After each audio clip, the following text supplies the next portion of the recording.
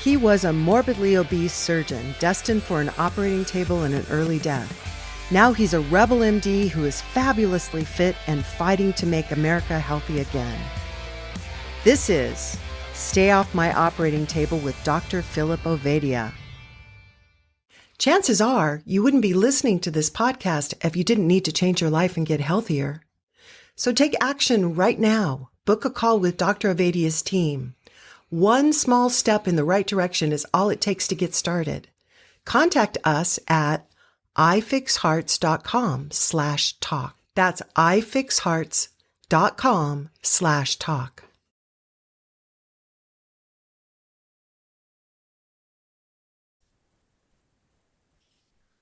Hey, welcome, folks. It's good to have you back. It's the Stay Off My Operating Table podcast with Dr. Philip Ovadia. And we have a first today, Phil. I don't know if you realize this or not, but when I realized our guest is an electrophysiologist, I said to myself, we've never had one of those on the show before.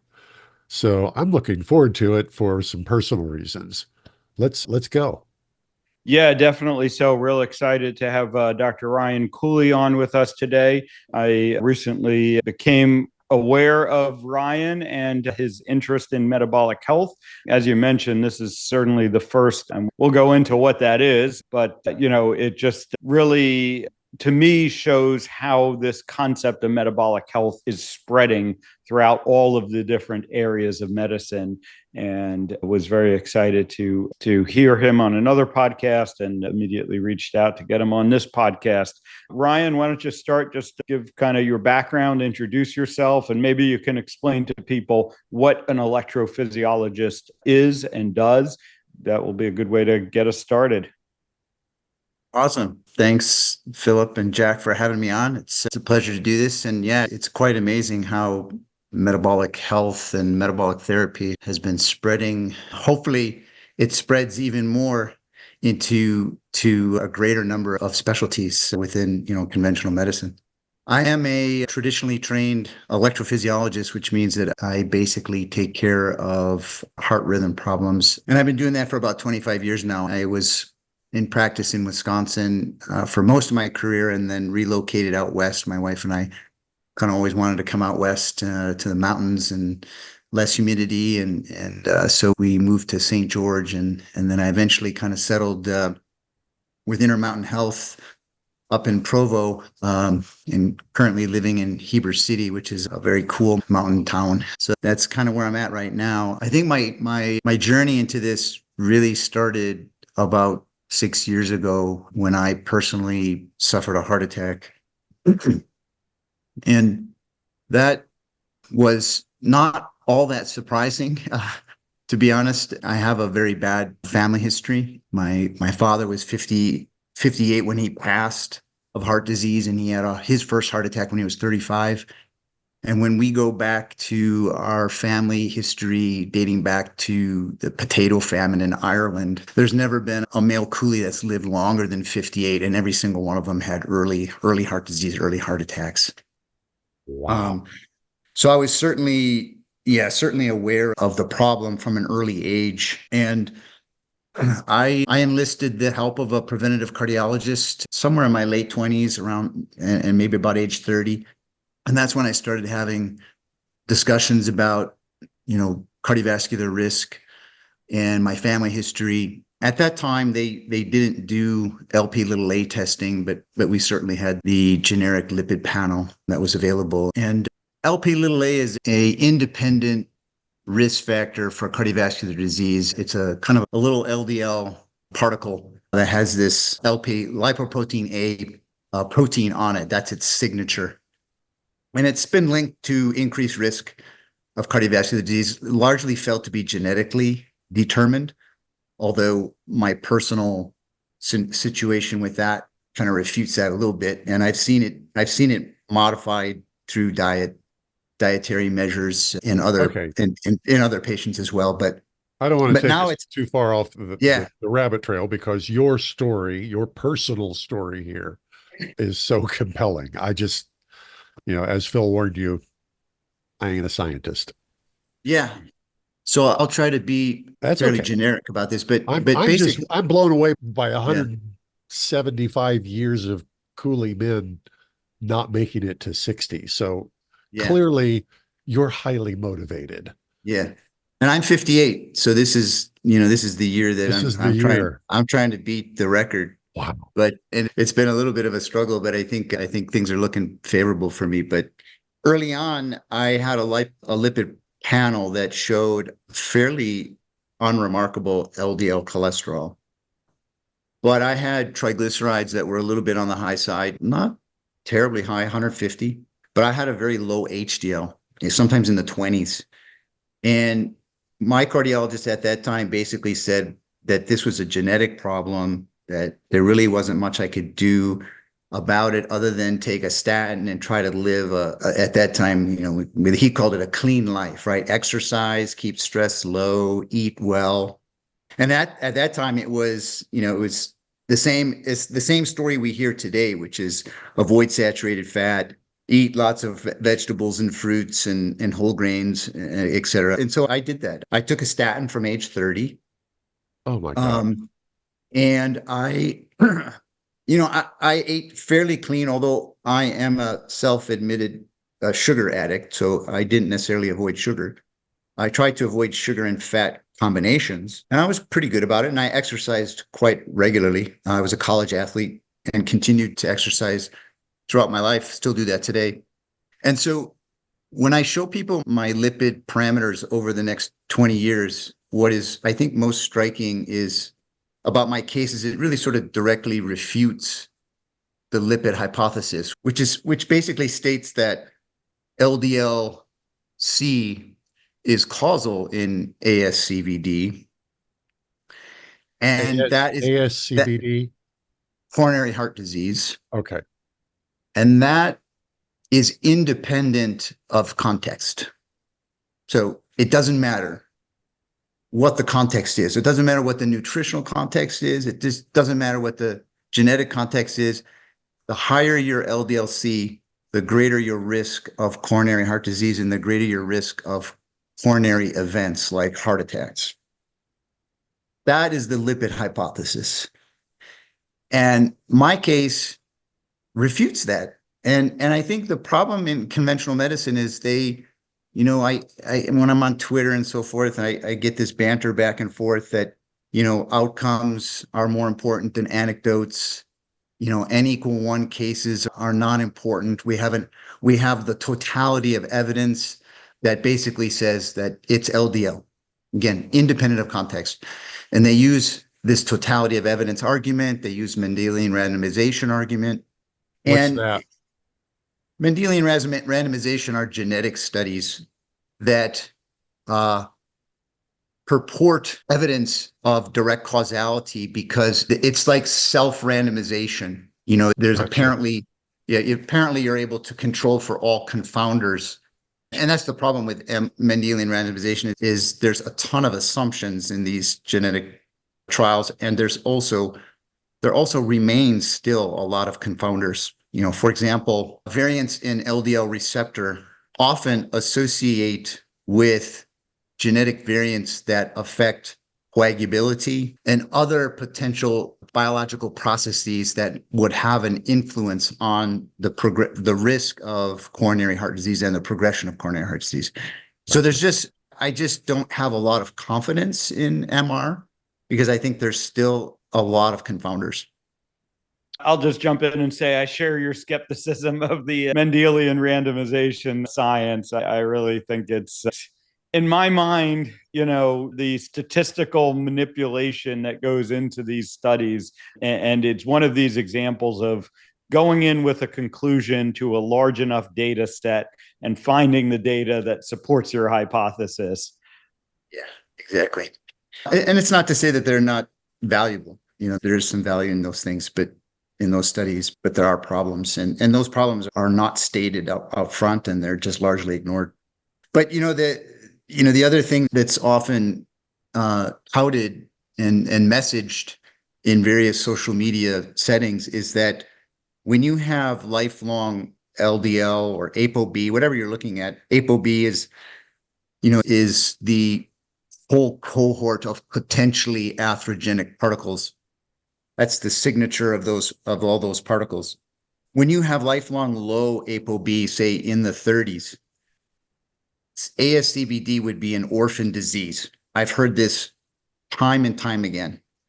And I have all the records to show that my LDL and ApoB, which track pretty good, has been in the 30s and maybe 40s at times since I've been age 30.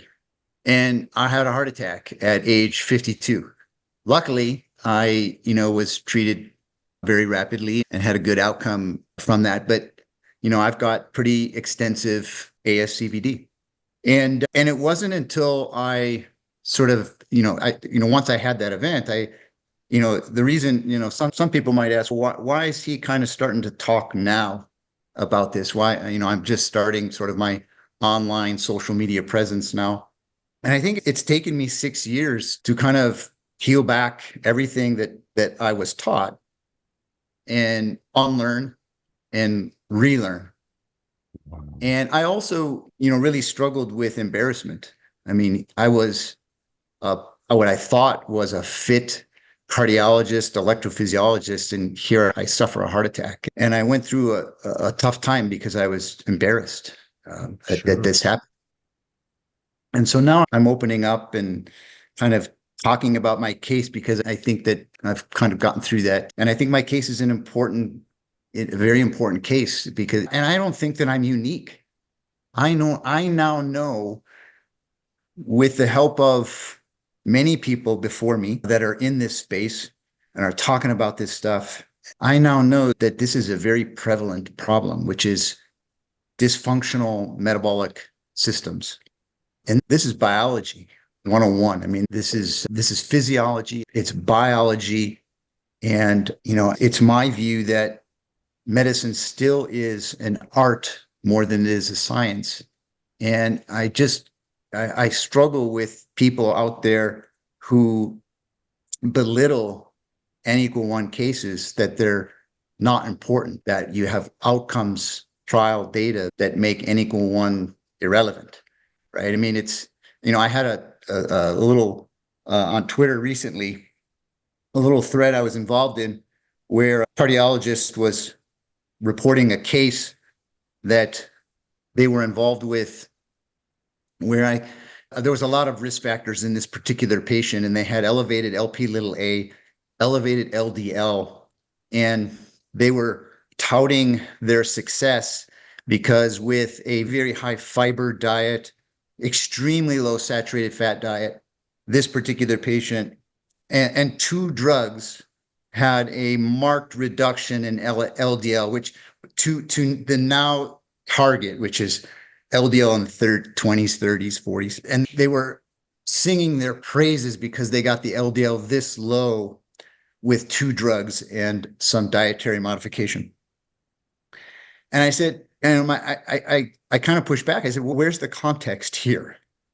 What is the context for this lipid abnormality? And don't you think that's important? And they're like, no, it doesn't matter. This person's risk relates to the very high LDL-C that they were experiencing. And then when they finally disclosed some additional context, they couldn't understand that I said this patient is insulin resistant until proven otherwise.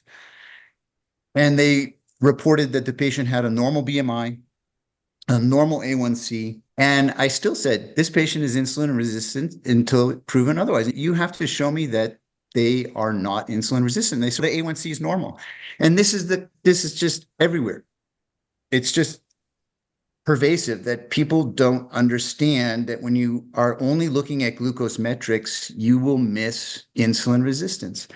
And I see this in my patient population every single clinic. I have patients coming who have established coronary disease and have acquired arrhythmia. And I also have patients who come in with their first presentation of cardiovascular disease as arrhythmia. Atrial fibrillation, for example, which is the most common arrhythmia we see. And a lot of them are already overtly insulin resistant. Either they have an A1C of 6 or they're frankly diabetic. So a lot of patients are like that already. And then you know that that is a big driver. We know from the atrial fibrillation literature that obese patients who are suffering from obesity, adiposity problems, body composition problems, that they have a high prevalence of atrial fibrillation. And when studies were done to evaluate the benefit of weight loss, you saw that there was a reduction in the AFib burden and a reduction in progression. In fact, some people even had reversal. And experimentally, when you look at that and you see fat, excessive or ectopic fat, visceral and ectopic fat, that fat actually penetrates into the atrial myocardium, completely disturbing and distorting the architecture of the atrium. I think I know what you're saying now, but I want to try to get it into language for eighth graders. So what you're saying, I think, is that the connection between the insulin resistance and the heart arrhythmia is that the insulin resistance tends to lead towards some kind of additional body fat, and some of the fat is that, I'm assuming that's the ectopic fat, is actually penetrating the muscle of the heart. I realize there's probably some technical. Yeah. I mean, there's, insulin resistance is a direct result of visceral adiposity, people exceeding this personal fat threshold concept, where you have now fat being depoted into areas outside of the subcutaneous depot, and that includes the heart. For diabetes, you have your twins. This is the first time I've ever heard this. Yeah, when you have your twin cycle hypothesis for diabetes, which is excessive fat in the liver and the pancreas, in the heart, and if you're getting fat in the liver and the fat in the pancreas, you're probably getting fat around your heart. And so I think you have potentially two issues. You have the effect of being insulin resistant, which likely promotes, inflammatory states, oxidative states. But you also have then, as insulin resistance being a marker of cardiac fat, which is secreting cytokines, which are inflammatory molecules that affect the development of scar tissue, affecting the atrium, fibrosis, we call it. And then you also have actual direct penetration of the atrial myocytes, the muscle cells in the atrium. And when Philip knows this, when you do open heart surgery and you look at the heart and you see where the fat is, one of the areas where the fat's accumulating is around the pulmonary veins. These are the veins that attach to the left atrium. So you get all this fat accumulating around the pulmonary veins. Guess where atrial fibrillation arises from? The pulmonary veins. This is the arrhythmic trigger of atrial fibrillation. Whoa, let me make sure I'm clear here. So the fat is what's triggering the arrhythmia, and the solution that has been offered for, I don't know how long, is drugs or some kind of mechanical device intervention, rather than, hey, let's get rid of the fat around the heart. Exactly. I'm not overstating this, am I? You are not. I mean, and I think, what I would add is we just don't see the fat, right? Most physicians don't think about that. And Ryan's right. As a surgeon, I see it all the time, and this is just such an amazing conversation to have, right? Because we've talked so much on this program, right? The clear relationship between insulin resistance and atherosclerotic heart disease. And, I do think that message is getting out there. Like Ryan said, and like his story demonstrates, it's still not mainstream. It's still largely ignored by most of the cardiology community, but at least I see that starting to get into the conversation. But when we look at other forms of cardiovascular disease, the arrhythmias, the irregular heartbeats that Ryan deals with all the time, there is really very little, if any, discussion I've seen around insulin resistance playing a role in that. And yet it's something that I have been observing. I have a number of patients in my practice with AFib who they fix their metabolic health, and the AFib improves, gets better. Some cases goes away. And, it just, so I'm very excited to have Ryan on to talk about this. And I definitely want to get into all these mechanisms. And I think we maybe can also add the effects of insulin resistance on the autonomic nervous system as another reason that interacts with AFib. But I also want to, at a high level, talk about your sort of black swan story and the, how it gets viewed, how it is viewed by the medical system. In most scientific rigors, right?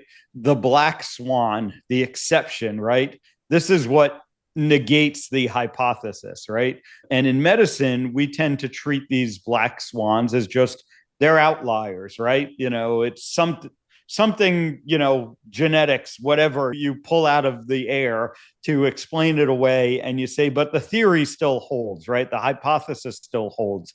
And in this case, the lipid hypothesis, and cases like yourself, like so many others that, again, I see, they're following the guidelines. They're being treated by the guidelines. Their LDL cholesterol levels are low. They've been on these medications, these diets for decades. And yet, from my perspective, I see them ending up on my operating table, and we see them having the heart attacks. And again, we just look at the high level evidence, right? We've been pursuing the lipid hypothesis as a, societal treatment strategy. When we look at the diet, when we look at the pharmaceutical interventions, we have been largely successful, right? People's LDL levels on a population level are lower than they have ever been here in the US. And heart disease remains far and away the number one killer. And somehow, medicine as a whole, and many of my colleagues individually, and many of your colleagues individually, will just say, people aren't listening, or we need to do it harder. I've heard cardiologists talk about, we should be putting teenagers on statins, right? We need to start earlier is the problem. And I just wanted to kind of get your perspective on that now that you've obviously been through this personally, but are also seeing it every day in, talking with colleagues. Yeah, I mean, that's definitely the majority view, that the reason that the statistics are so sobering, the cardiovascular risk factor and cardiovascular disease projections based on consensus data and NHANES data, is just sobering. And the majority view is that we just haven't gotten the LDL low enough for long enough, right? But the other view, which is the minority view, is that we're majoring in a minor. And we're largely ignoring, because we're not trained to understand this and to help patients with this therapy, is that the bigger driver is metabolic dysfunction. And, I struggle with it on a daily basis, trying to get my colleagues to understand this and to be interested in this. And I keep working at it. I've given a number of grand rounds at my institution now. I'm actually the chair of the cardiovascular department for the hospitals. I'm controlling the grand round schedule and trying to definitely change some of the focus of some of the talks. But it's a struggle. It's a big struggle. I think that, what I see in my clinic, and I test almost every patient that I see with, either pre-atrial fibrillation arrhythmias, such as high burden atrial extra beats or little runs of atrial tachycardia. I test them for insulin resistance, and I do what's called a HOMA-IR, which is a fasting insulin and fasting glucose, as for me, the simplest screen. And this is unpublished data yet, but I'm collecting this data and looking at the prevalence of insulin resistance diagnosed by HOMA-IR scores in an unselected atrial fibrillation population, and it's over 90%. Unpack that one for me. You lost me completely. In my clinic, I am basically taking everybody who either has atrial fibrillation or preclinical atrial fibrillation. So the way they stage atrial fibrillation now is in 4 stages. Stage 1, you have risk factors for the development of atrial fibrillation. Stage 2, you have risk factors and you have evidence of either structural or electrical remodeling, or what we call remodeling, which is basically change, which could be that you on an echocardiogram, your atrium is a little dilated. That would be a structural remodel. Or on a heart monitor, for example, someone's complaining of heart palpitations, you do a heart monitor and you see arrhythmias, but they're not classified technically as atrial fibrillation. You might see a 20-second run of some fast atrial beating, or you might just see a lot of atrial extra beats. That is what we call preclinical atrial fibrillation. It's evidence that electrical remodeling is occurring. And that's, again, that is related to this inflammatory response in the heart and the fat distorting the architecture, which disturbs the progression of electrical impulse conduction through the atrium. The electrical impulse should propagate uniformly through that tissue. When you start getting little islands of scar tissue amongst healthy tissue, you start getting this very disturbed flow of electricity with the potential for wave breaks. And then you get these re-entry psych circuits that are that's basically what atrial fibrillation is. Gotcha. And so when we've been taking this population and we've been doing HOMA-IR testing on them, and we see over 90% of the population is insulin resistant to some degree. 90% of the population Yes. that's the people who are coming to see you already. They're coming to see me for okay. a symptom of possible atrial fibrillation, or Gotcha. perhaps they have a diagnosis already and they're looking for therapy. Gotcha. And, as part of my workup, it's let's uncover root cause. Yes. And this is, perfectly in line with, Jerry Reven's work and Dr. Kraft's work, showing that, patients that showed up in their day with atherosclerotic cardiac disease, again, more than 90% of them were found to be insulin resistant as well. Yeah. You just have to test for it properly. And, I would even make the argument that, HOMA-IR probably misses some early insulin resistance. And if we really, push this to the gold standard and did Kraft testing on all these people, you'd probably increase that number even higher. And yet, as I said earlier, this is, I'm going to say, almost completely ignored in the EP community and still largely ignored in the, atherosclerotic cardiology community. And it's kind of amazing. You mentioned about, giving grand rounds and trying to influence your colleagues.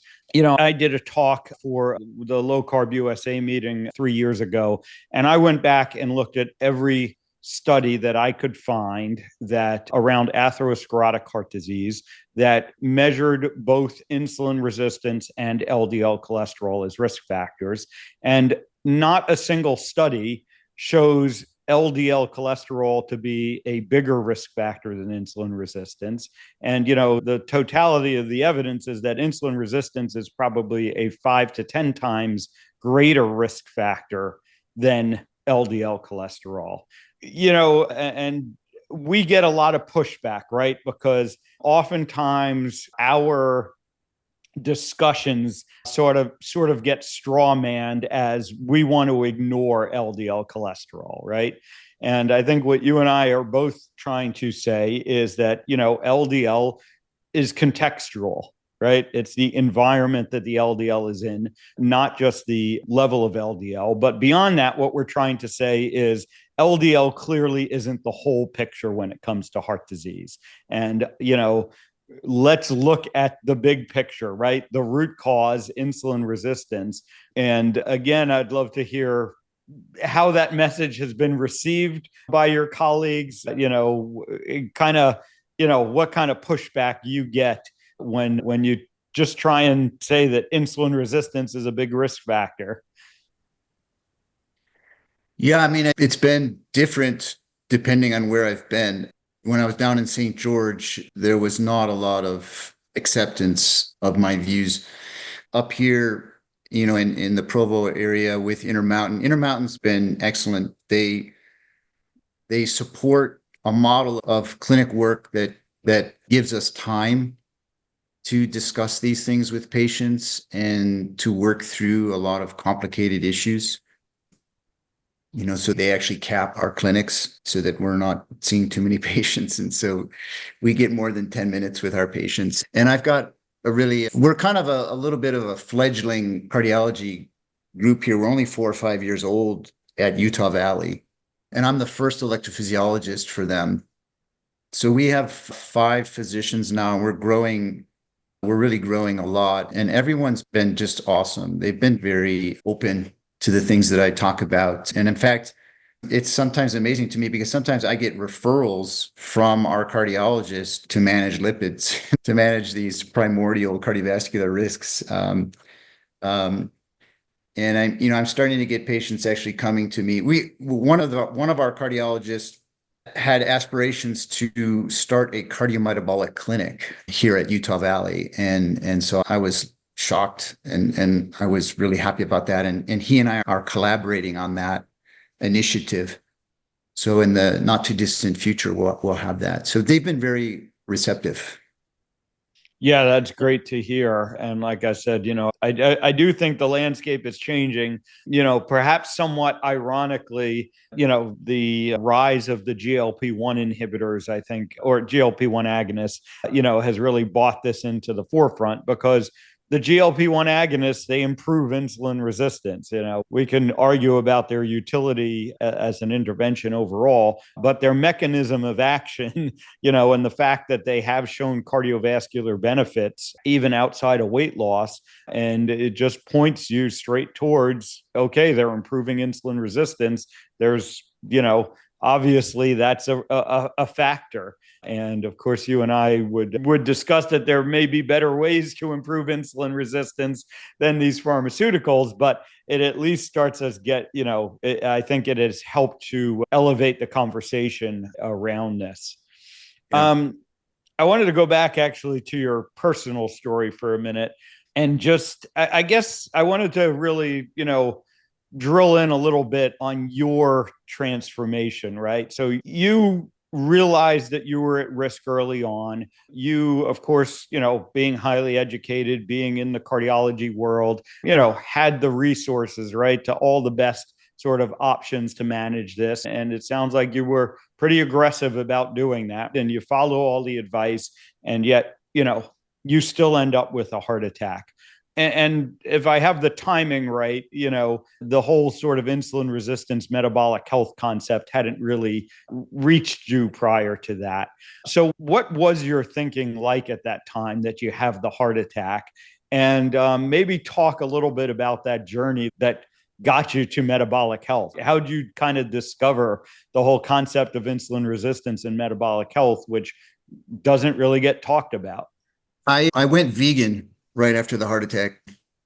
I was looking at some sources like Esselstyn and Caldwell, and still talking to my cardiology colleagues about my situation. And everyone was telling me that it was my Lp(a). When you look at my NMR profile of lipids, I had a classic type B LDL, so a preponderance of small, dense LDL.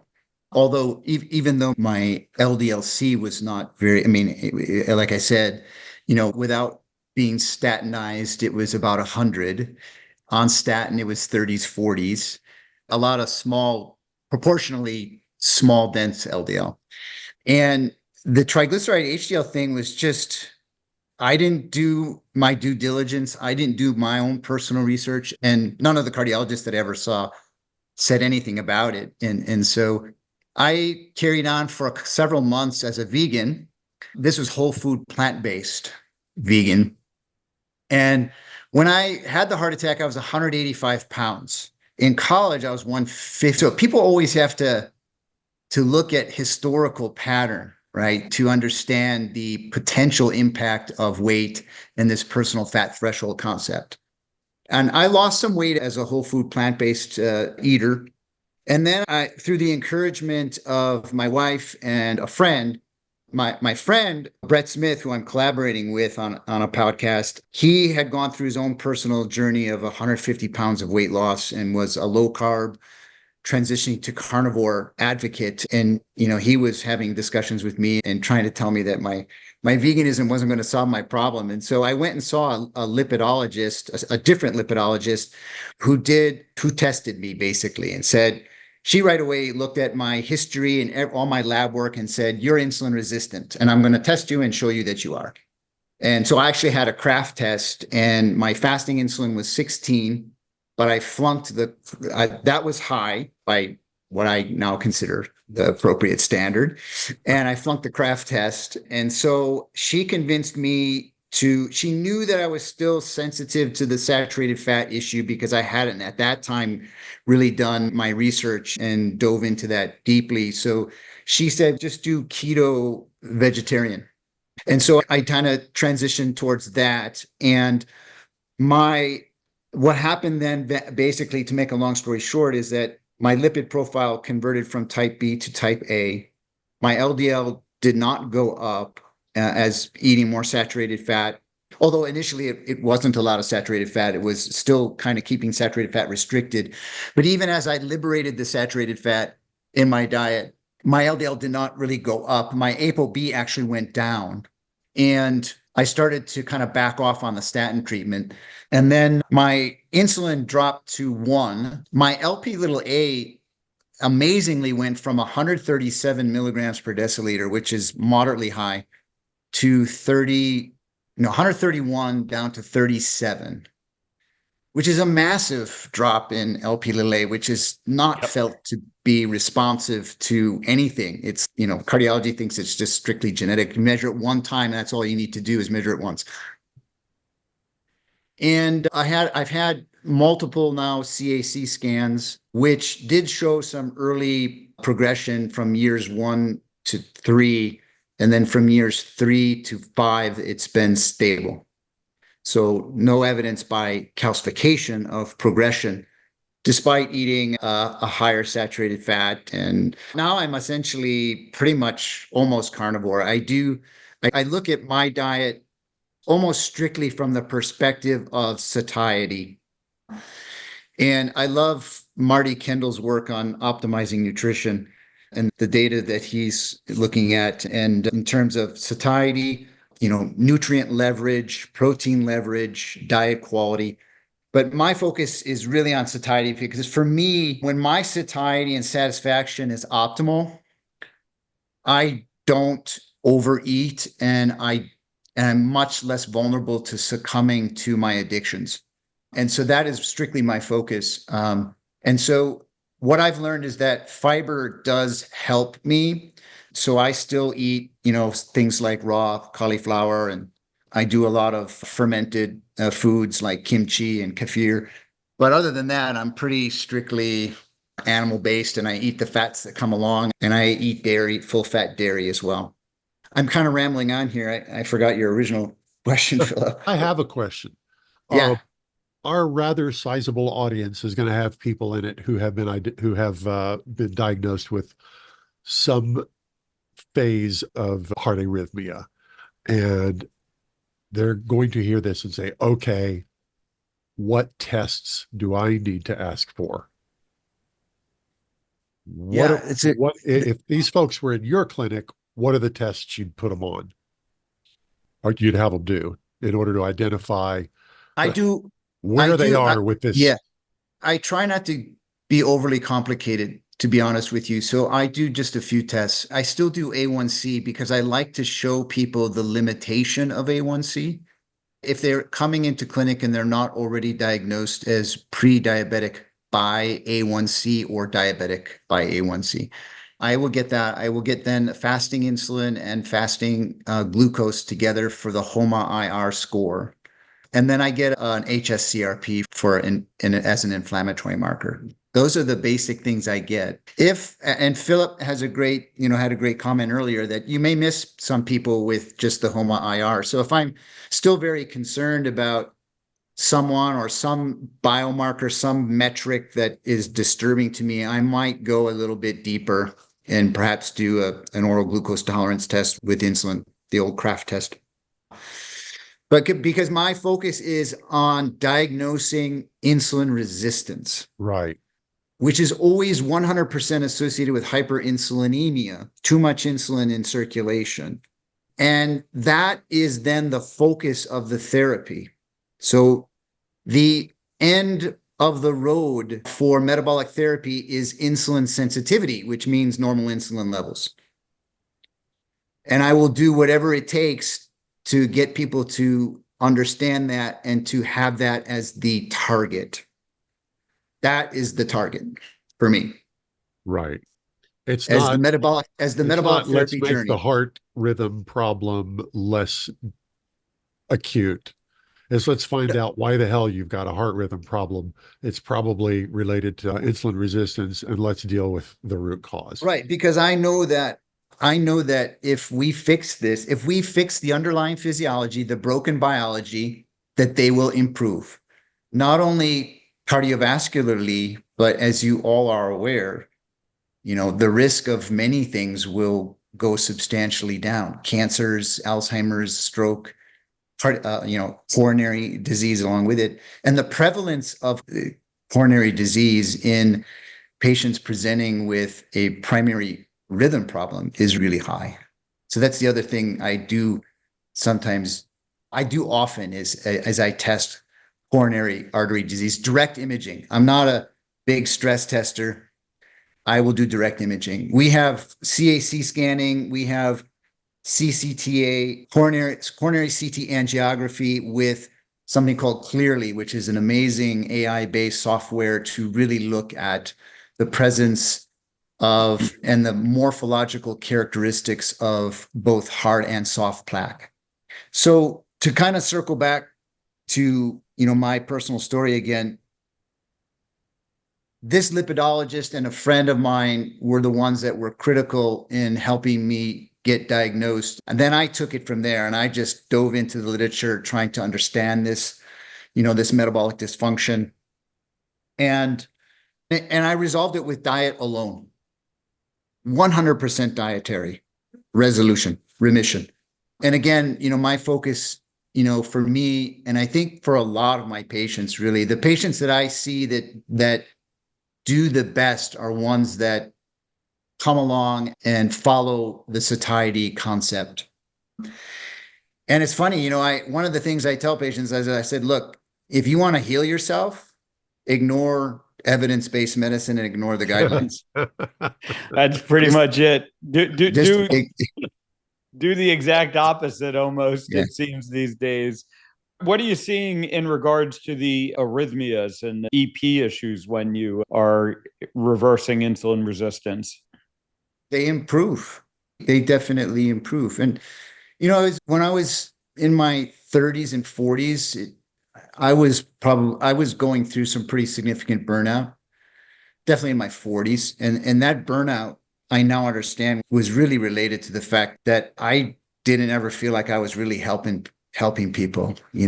We were prescribing pills and, amiodarone and flecainide and these drugs for arrhythmia suppression. And we were getting into the, more and more of the ablation field for atrial fibrillation, especially. But patients continued to come back, and it's the same story in cardiovascular disease, right?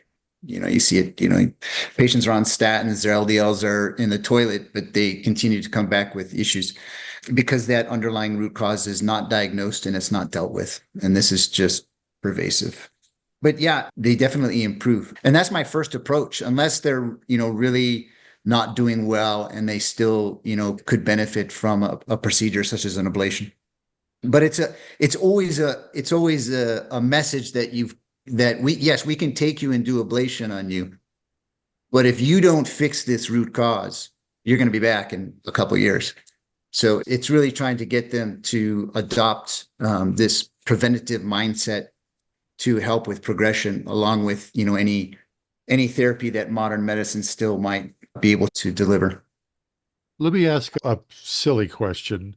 Phil, you may have accidentally muted yourself.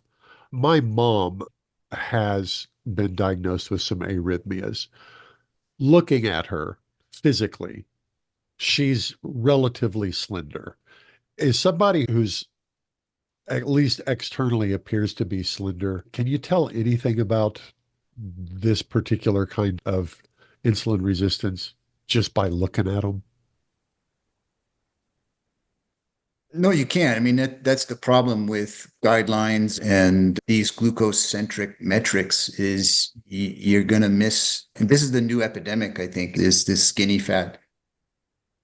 And, it's hard. We don't have great tools for diagnosing ectopic fat. And that is the problem, right? So you can't always look at somebody and make that diagnosis. I think you have to test. And this was the argument I had on that Twitter thread recently. I said, the argument that was thrown back to me was that there's no data that measuring HOMA-IR has any favorable impact on outcomes. And again, it was this outcomes are greater than anecdotes. Uh-huh. And I said, my response was, are you crazy? We don't need an RCT to know that fixing broken biologies is going to have a favorable impact on outcomes. You have broken physiology here. Your cells are dysfunctional. Dysfunctional cells cause disease. We don't need an RCT for that. We need to get back to, I've used the term terrain thinking before. Maybe you've heard this term, which is the internal environment. This is what modern medicine is missing. This is the more medicine. We have to start thinking about medicine more holistically and broadly. And it's about, homeostasis, and which is creating the conditions for healing. And if you don't have homeostasis, your goal should be to get homeostasis, right? Why would we need an RCT for that? This is the regulatory capture of modern medicine. We need, and I love Nick Norwitz's phrase, absence of evidence is not evidence of absence. We're never going to the RCT that, parachutes are good when you're jumping out of airplanes either, right? That kind of discussion. Yeah, it really, and the other, fault in that thinking, right, is, okay, this is a hypothesis, right? Does it have merit being tested? You said you're gathering the data on your patients. And of course, it would be great, not that you would ever do this trial, but it would great to have the trial. But, the point of medicine, right, is to progress. Like, we're supposed to come up with new theories. We're supposed to observe a problem. And in this case, the problem being that we're doing a lousy job of treating heart disease. And we're supposed to try and figure out how to solve that problem. And, as you said, it really just makes perfect sense. We have this biological, biochemistry problem that we have demonstrated. And let's see if fixing that problem, fixes heart disease, because you can certainly go back to, 1970 and say, there were no randomized controlled trials showing that, manipulating LDL is going to have any effect on heart disease. And we can argue about the subsequent trials that were done maybe, but, this is how hypotheses are generated and tested. And, in my mind, it really comes down to this, right? I've never seen a patient harmed by improving insulin resistance. And I've never seen it, and I'm unaware of, a case report of it, right? So why not, especially when we're talking about dietary, interventions, right? I am really, truly yet to see a patient harmed if they go on a low-carb diet and improve their insulin resistance. Some patients it doesn't work for, some patients they can't adhere, but that I think is what should be guiding us, right? There's a problem. There's a mechanism for the problem that has been identified, and we have a way of addressing that mechanism that really doesn't appear to have any harm associated with it. So why not give it a try at least? Yep. 100% agree. I'm fascinated by this whole concept of fat around the heart, penetrating the heart, causing arrhythmias.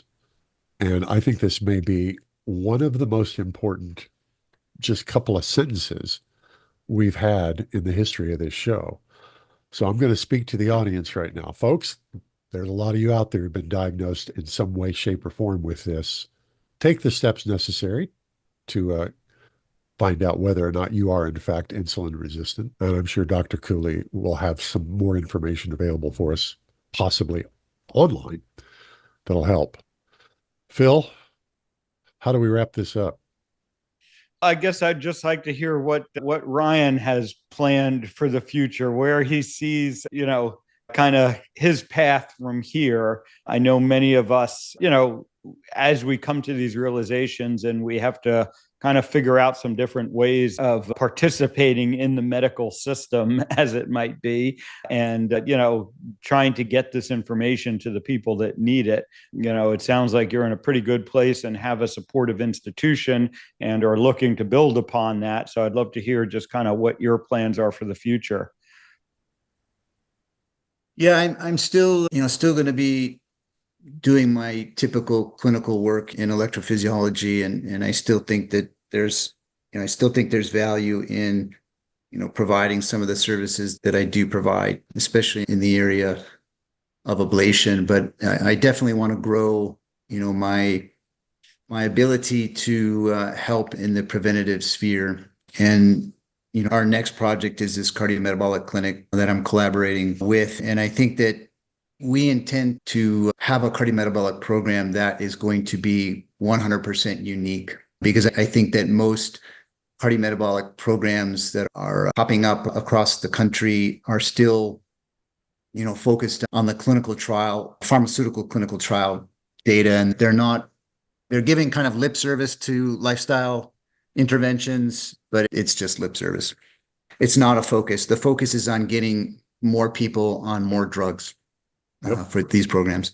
And so ours is going to be unique. And my hope is that if we can demonstrate some success, that we can make this a system initiative for the entire Intermountain. And so that's a big project for me. I am starting to try to increase my online presence with a joint effort podcast. It's Brett Smith and myself our handle is at the Metabochondriacs. So we just I think it was last month, we just put out our introductory podcast, and it's kind of a slow thing because I do have a lot of other responsibilities, but we hope to kind of increase the output there. Okay, you got to spell metabochondriacs for me. MATABO. CHONDRIACS. That's what I thought. There's a band called the Hypochondriacs. There we go. Sorry. I love that. Yeah, I love that title, and definitely get it into the show notes, and very exciting to hear. And, you're exactly right. The cardiometabolic concept is one that has been largely hijacked by pharmaceuticals, but I think there's a huge opportunity for us to build programs around, effective lifestyle management directed at insulin resistance. And I love how you phrased it, right? The target of the therapy is basically reducing the hyperinsulinemia, and that's what should guide us. And yeah, we continue, I think, to suffer from the caloric concept of obesity, right? Yep. Calories in, calories out. And I try to send this message to all the patients that I see that, you can go hypocaloric, but if your insulin is 30, you're gonna really struggle. So you have to be thinking about how the body is able to utilize the energy coming in. And you can manipulate the energy, but if all you focus on is the energy and not the hormone meal, you will struggle. You have to focus on both. And the first step is get your insulin low. And then what you do after that will work. With the energy intake. So, definitely so.